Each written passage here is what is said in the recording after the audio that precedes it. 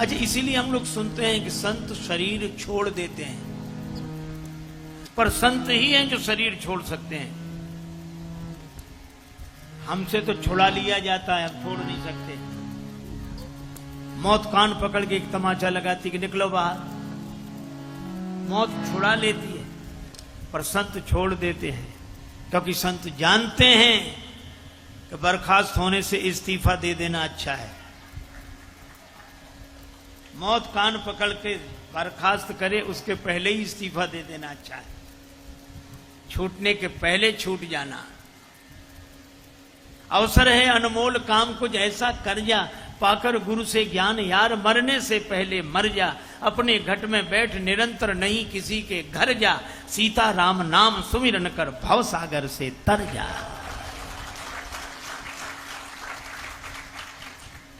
अच्छा, भगवान ऐसे ही नहीं भेजते मौत को, पहले नोटिस भेजते।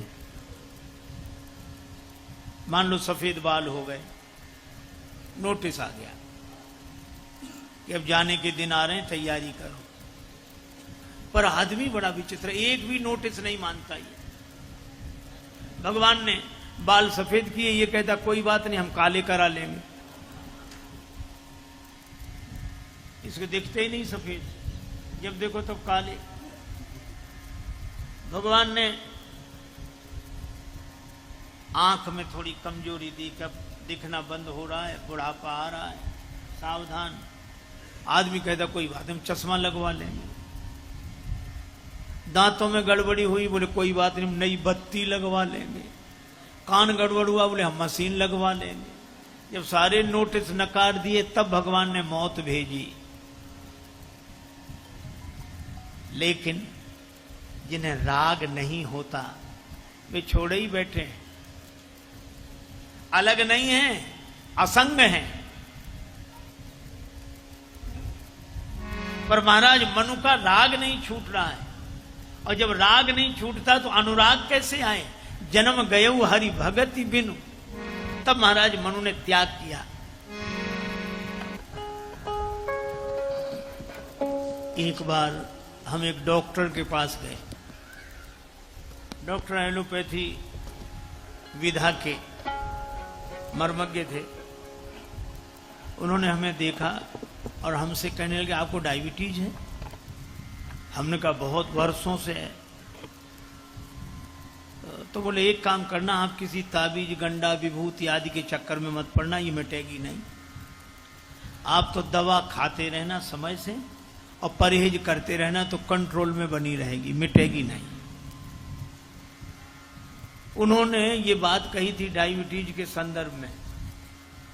मुझे हर संदर्भ में यही बात ठीक लगी।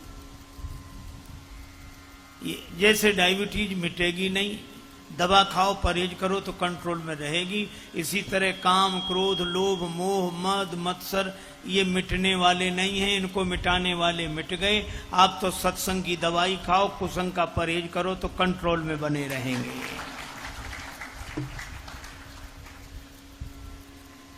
कंट्रोल में बने रहेंगे। हम बहुत सोचते हैं मिठाई ना खाएं, पर कई बार सोचते हैं आज खा लें, कल से बंद कर देंगे, पर वो कल कभी आता ही नहीं। तो अगर वैराग्य नहीं हो रहा तो त्याग करो, वहां रहो ही नहीं जहां मिठाई हो। महाराज मनु ने वही किया। तीर्थ में आए संतों के पास, प्रथम भगति संतन कर संगा, प्रथम भगति संतन कर संगा।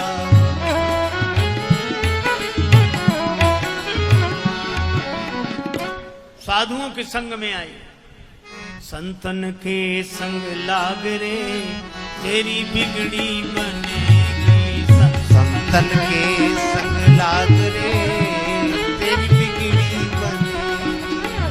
संतन के संग लाग रे तेरी बिगड़ी। संतन के संग लाग रे तेरी बिगड़ी बनेगी। बनेगी तेरी किस्मत जगेगी। बिगड़ी बनेगी तेरी किस्मत जगेगी। मिले राम चरण अनुराग रे तेरी बिगड़ी बनेगी। राम चरण अनुराग रे तेरी बिगड़ी बनेगी। संतन के संग लाग रे तेरी बिगड़ी बनेगी।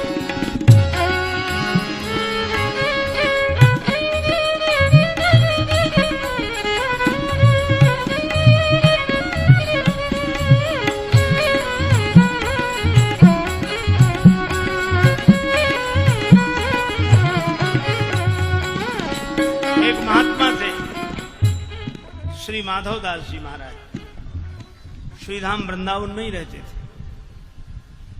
एक बार श्री जगन्नाथपुरी जाके रहे तो नित्य भिक्षा के लिए जाते।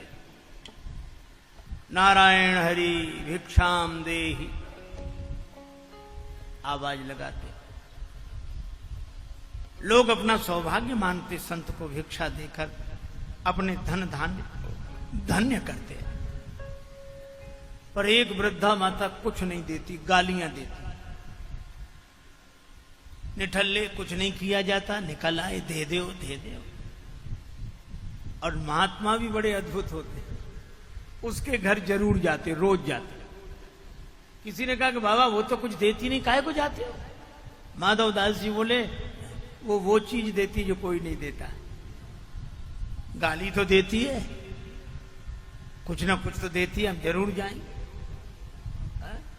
खोद खाद धरती सहे काट कूट बन राय, और कुटिल वचन साधु सहे सबसे सहा न जाए। अच्छा, वृद्धा माता के बेटे का विवाह हो गया था। बेटे के घर किसी बेटे का जन्म नहीं हुआ था, पौत्र का जन्म नहीं हुआ था, इसलिए बड़ी दुखी रहती। महात्मा को देखकर गाली देती। एक दिन सदा की तरह माधवदास जी उसके दरवाजे गए तो फिर आ गया निठल्ला। कपड़े का पोता लेकर पुताई का काम कर रही थी। कीचड़ में सना हुआ वह वस्त्रखंड महात्मा को देखकर फेंक कर मारा। वह वस्त्रखंड महात्मा की छाती पर लगा, नीचे गिर गया।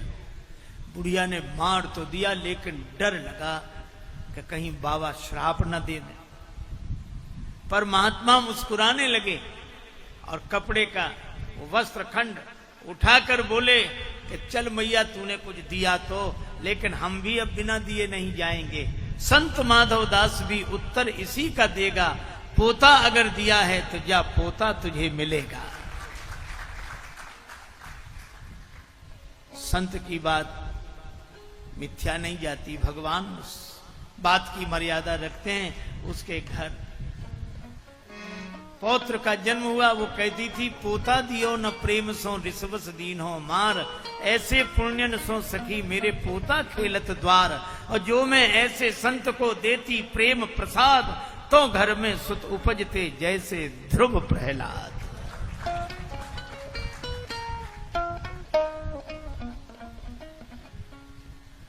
पर माधवदास जी उस मिट्टी के से सने हुए वस्त्र को लेकर आए, जल से धुलाया, उसके मटमैलेपन को दूर किया, कंकड़ों को धोया, साफ कर दिया धोकर, फिर घी में डाल दिया और घी से निकालकर बत्ती बनाई, फिर दिया जलाया और मंदिर में दिया रखा। वह वस्त्र खंड अपने सौभाग्य की सराहना करते हुए कह रहा था, धन्य है सतपुरुषों का संग बदल देता जीवन का। सतपुरुषों का संग बदल देता जीवन का। धन्य है सतपुरुषों का संग बदल देता जीवन का रंग। धन्य है सतपुरुषों का संग बदल देता जीवन का रंग।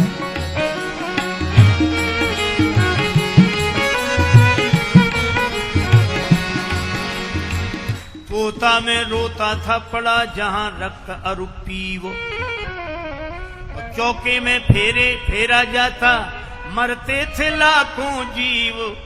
आ गया था जीवन से तंग, धन्य सत्पुरुषों का संग। आ गया था जीवन से तंग, धन्य है सत्पुरुषों का संग।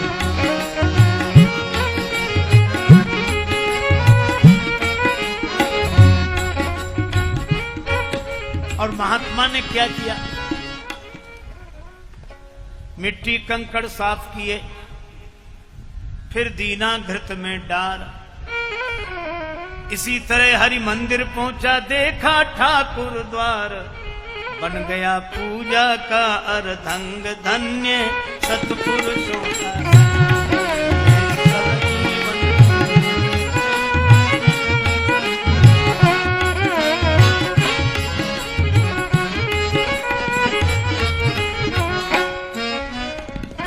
और अब मेरी दशा क्या है? झूला करूं आरती ऊपर, गरुड़ करें गुण गाथ। और देते हैं मेरे प्रकाश में दर्शन दीनानाथ। आशीषें अंधे और अपंग, धन्य है सत्पुरुषों का।